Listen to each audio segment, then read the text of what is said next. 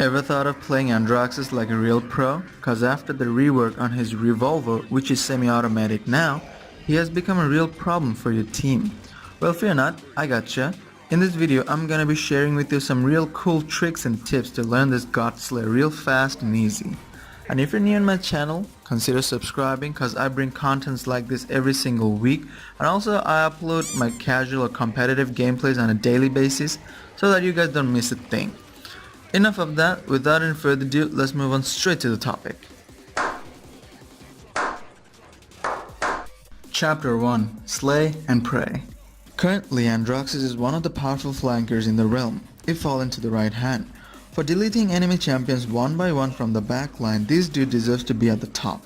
Now, a lot of people doesn't really know what Andro is all about, and decides to play solo 1v1 and fails a lot and loses hope. Well, let me tell you this. Andraxis is a flanker. His job is to kill a target that is vulnerable, a target that is running away with low HP, a target that is separated from his teammates, and a target that is causing real trouble for your team. And to do that, you gotta learn his skills so that you could use them real effectively and become the perfect flanker and a nightmare for the enemy team, which is exactly what I'm about to teach you. First off is learning your revolver. Notice there is a recoil and it's gonna cause you real trouble if you don't learn how to control it. So start with practicing track shots. It's real effective for keeping a target engaged with your bullets and also eliminating that target real fast. The next one is of course my favorite, the flick shots. The flick shots has become a bit more difficult for Andraxis because of the recoil that has been added to his revolver recently. So I suggest practicing these flick shots a lot until you get a good hold on them. And also, this flick shots will not only allow you to get a good grip on your revolver's recoil, but also is gonna be helping you to shoot a moving target. Now that you're confident with your shots, it's time for you to hit the cease training and try to use those shooting skills that you've been practicing. It's real good for boosting your skills and motivations. Cause remember, the more you play with this guy, the more you'll get better. It's just as simple as that. Now comes in your first skill, Defiance, which is actually a melee punch. Currently, this skill is really effective for trolling around. Wait, what? Oh, hell no! If you troll around, then it's actually gonna be an early GG for your team. So I suggest using this skill like you use your melee in a normal game. And since Andro's bullets are now real effective at short range, so don't forget to use your melee in a situation where an enemy is actually in your kiss range.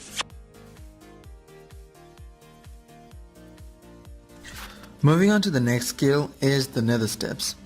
This skill is basically 3 dashes that are channeled together and goes into cooldown after a certain amount of time if you remain inactive after your first dash. Also, another thing most beginners figures out in the hard way is that you'll dash only in the direction you're facing, not in the direction you're pressing your movement key at. So for example, if you want to dash back, you gotta look back using your mouse and then you gotta hit dash or nether step. It takes a little bit of practice. Now what creates the difference between a pro Andraxis and a non-skilled Andraxis is that a pro Andraxis dashes to your blind spot or he strafes using the nether steps. While doing so, he keeps track of your movements and shoots you while you're trying to figure out where the Andraxis went. It's a real powerful method to drain out enemy health while doing 1v1 face-to-face battles. Andraxis' mobility is limited. Mostly you're gonna be dashing around the whole map using your nether steps, so you gotta use them real cautiously, cause this nether steps will help you to sneak up on a distracted enemy or to finish that target that is running away with low HP. You're also gonna be using this skill to help your teammates who are being chased by a flanker or an enemy, or a goblin who thinks he's the best. Not quite. Also, it takes a 2-year-old to figure it out that you're gonna be fleeing from a danger zone using these nether steps. Here's some methods that I use to get a good grip on those nether steps. The first one is that you're gonna be shooting 2 targets and then quickly use your nether steps to end them. This is actually really useful when you're facing multiple targets. And the second one is your boys method. Yeah, you know who it is.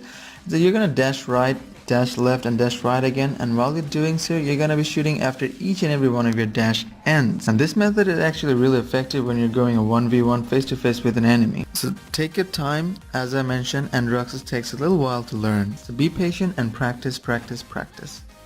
Now comes in your final skill is the reversal. A most popular question in the Paladins team community is that how do I hit my reversal accurately? Well, let me tell you this, when Androxus activates reversal, it's most likely the enemy will start to strafe using his movement skills, so it's okay for you to struggle with it. There is no simple answer on how you're gonna be hitting those reversals accurately, but however, I'm gonna show you my methods on how I practice this reversal to land it on an enemy's face. It took me a little while, but it was worth it. And before I show you the method, I just want to say it's something that helped me, and I'm showing this just cause you might find it useful, but how you're gonna train, it's completely up to you. Everybody has different playstyles.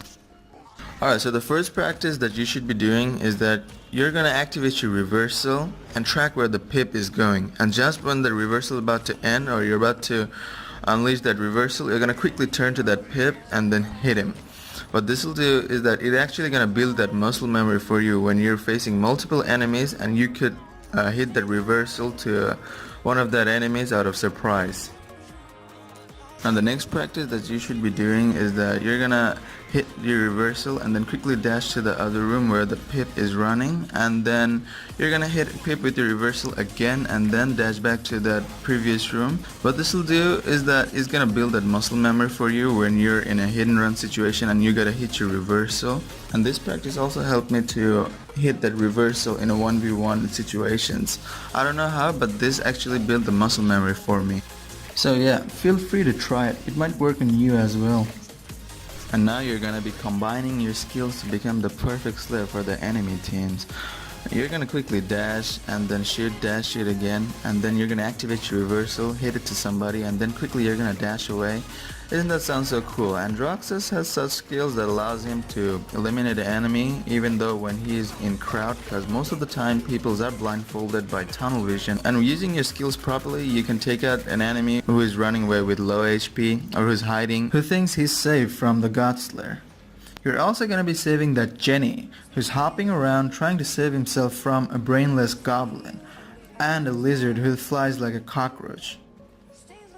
Also, you're going to be saving your grandpa from a brainless rock-looking ape. Now the next one is my favorite, Androxus' ult. Now when you're gonna be using it, the basic answer to that question is when you see at least two people grouping up. So you're gonna be using that ult when you see the enemies are in a group. Androxus' ult is actually a game-changing ult if you use it properly. And the second one is actually you're gonna be using your ult to eliminate a very valuable target from the enemy team. Now this method helps your team to cap or push at critical situations. So next time when you're gonna be using his ult, be very careful and be creative.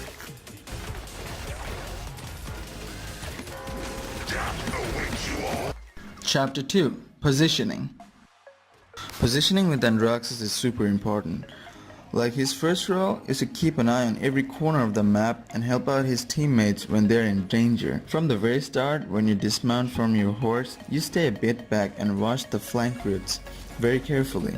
If a flanker comes in and engages with one of your teammates in a 1v1 battle, be sure to help him out. When you're done, look for vulnerable targets, flank them and kill them. All comes down with practice. Use your skills to roam around the whole map. Try to stay out of sight and inspect the whole map, and as soon as you see a target that is separated or running away with low HP, run him down. And then again regroup with your team. One Androxus with good set of skills can change the whole game. He fights from the shadows. That's exactly what he says when he's on a kill streak, isn't it? Give that Squadron kid a lollipop, cause he thinks he can beat Andro. Give that Bomb King a hug when he's not in the mood. All comes in with practice. Now let me tell you this. When you're helping out your teammates with Androxus and the enemy team can't kill a single champion from your team, this becomes a real problem for them. Like, they become confused, like who should they take out first, you or your teammates? And that's where the pressure starts to create for the enemy team, which is really good for you guys. So when you're playing Androxus, be sure to use the whole environment around you. Like for example, in this footage, we didn't have a single tank and they had two. We didn't have a single healer as well, but we were literally kicking their butts without even breaking a sweat. How we did that? It's simple, something that I've mentioned earlier. We kept an eye on each other. For example, I heard Maeve coming and saw BK was having trouble cause that little witch was messing around with her pumpkin. So I quickly joined the fight, giving BK a chance to create some separations while I kept Maeve occupied. That's how much of an annoying Androxus you're gonna be if you know your positions.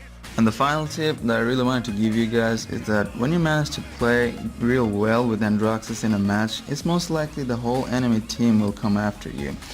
Like for example in this footage, I don't know what I did. All I did was killing people one by one, but yeah, it seems like it pissed them off real bad and the whole enemy team came after me.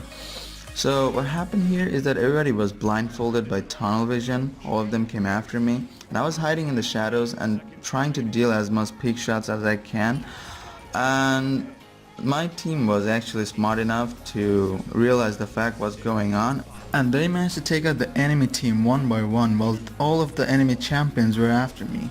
And as soon as the enemies realized that they were in trouble and got distracted, I quickly came out and started flanking. These are some good examples with footages on where you should be and how you're gonna keep up the pressure going for the enemy team. Again, everything comes in with practice. Chapter 3: Cards and Legendaries. His best legendary by far is the Darkstalker, cause it deals 30% more damage to enemies below 40% health. It's real effective for killing enemies quick. This legendary cuts down a lot of hard work and helps you a lot to finish targets fast and easy. His second legendary is the Godslayer, which is about his reversal. Like when you activate reversal and if you didn't absorb any bullets at all, it's still gonna send a projectile dealing 800 damage, which is actually cool. If you're stressed about the fact that the enemies might not shoot you while you activate your reversal, I think in that case it's actually best for you to use this legendary. Androxus' final legendary is the Heads Will Roll. What it does is that it deals an additional 50% damage to headshots, which is actually super cool, but I really don't use it cause my aim sucks big time. For cards, I highly suggest keeping Abyss Walker in your deck, as it will heal you for 160 if you put it at level 4 for each and one of your dashes, which is really effective when you're dashing and shooting. Another card is a must need in your deck is the Power of the Abyss. What it does, if you put it at level 4, it'll reset the dashes as soon as you hit that reversal accurately. And last but not least, you gotta keep the Seething Hatred card in your deck as well, as it'll decrease the cooldown of your reversal from per shots of your bullets depending on which level you keep it. However you play Androxus and build your own deck, it's completely up to you. Everybody has different playstyles, so feel free. And that's all you need to know about Androxus. Smash the like button if this article was helpful, subscribe to my channel for more contents like this, and don't forget to enable that bell button so you guys don't miss a thing, and feel free to leave a comment in the comment section below, and I'll see you in the next video. Peace.